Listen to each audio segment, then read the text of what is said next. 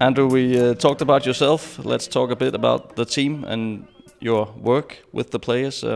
First of all, what's your impression of the squad so far?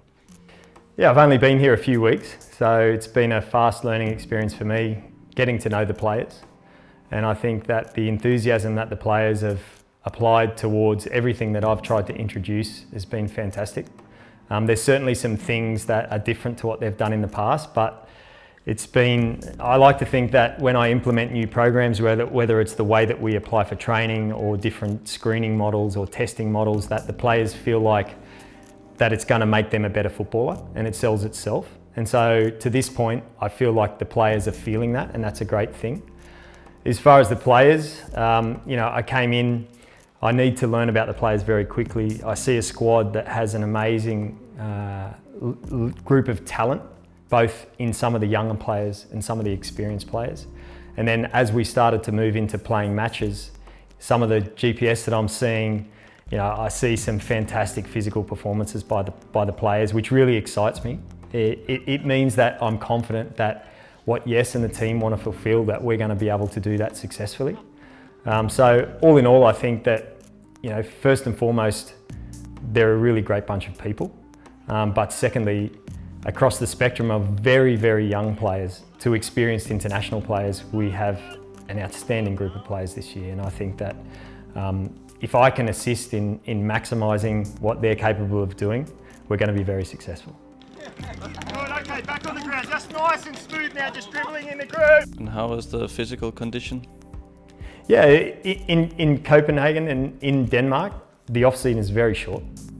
So the loss of physical condition, especially for the players that came from the international window, they've been playing games right through that window, and plus the break has been very short. So it doesn't take me long to pick those players back up and get them back in good shape.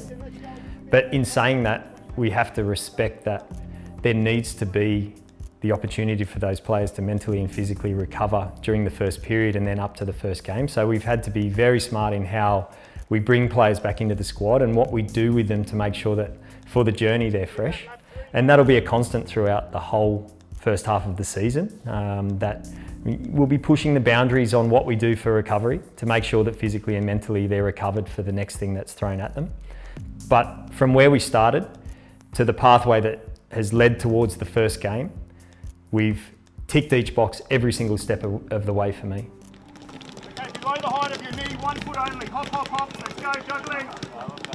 Come on, 1 foot only. And how do you plan and prepare a pre-season like this and a season in such a short time? Like you said, just being here a few weeks and coming in more or less at the same time like the players after the vacation. Yeah, I think that we need to know what the worst case scenario is, like I said before, and then we can plan of where are we now and where do we need to get to during those periods. But to be able to do that, I need to understand every single individual, and that's a process that's made up of many different parts. One part is just getting to know a player, getting to know what motivates them, getting inside their head and understanding how am I going to get the best out of this player. And I always think about, what is the button that I need to press to make that player be motivated to be the best that they can be.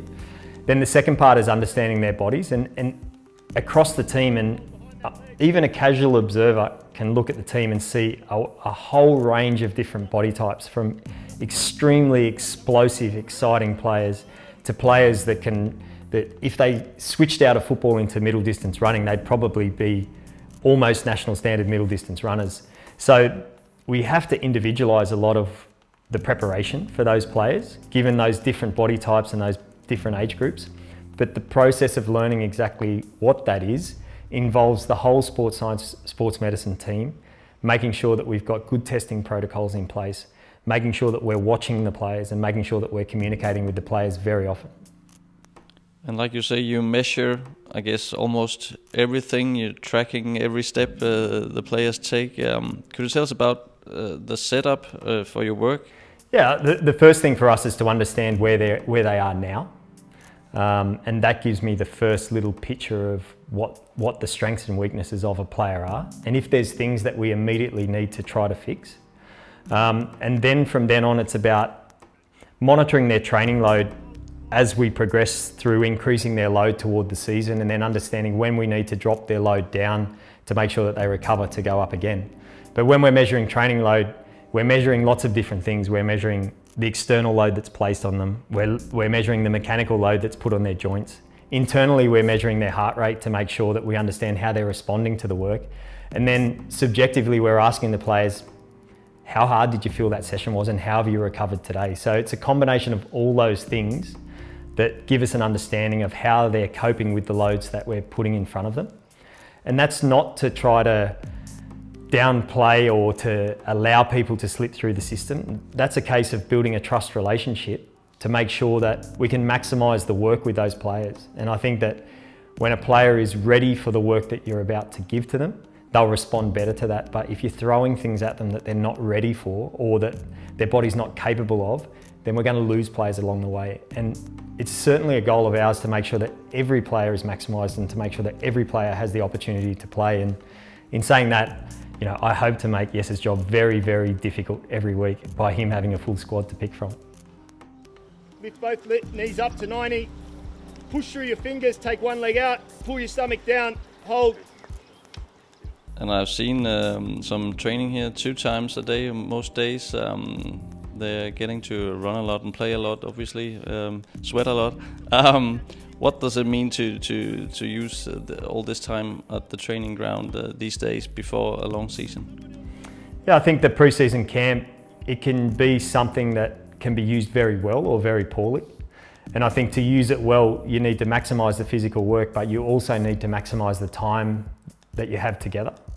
And that can be maximised by looking at much smaller things in the game.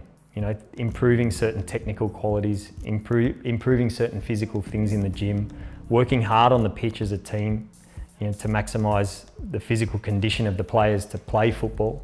And then going away and doing team things to build some connection between the players and the staff that will carry them throughout the year. And I think to this point, the camp has been fantastic.